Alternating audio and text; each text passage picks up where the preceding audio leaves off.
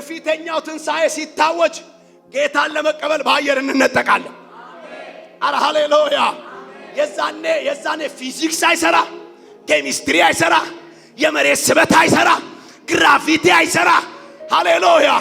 ጌታን ለመቀበል በአየር እንነጠቃለን ያልኳችሁ።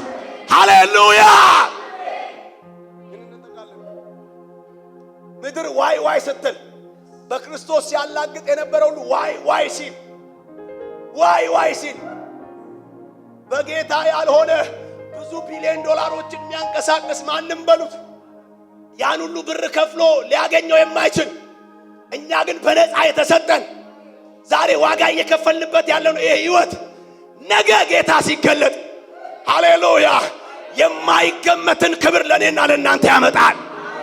የማይወሰንን ክብር ለኔና ለእናንተ ያመጣል። ኢየሱስ ያተናል።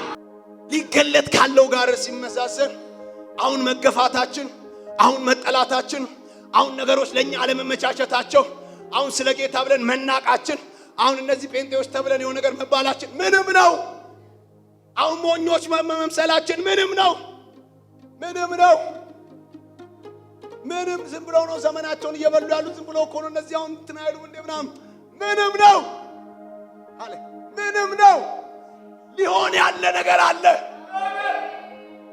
ያስታውቃል።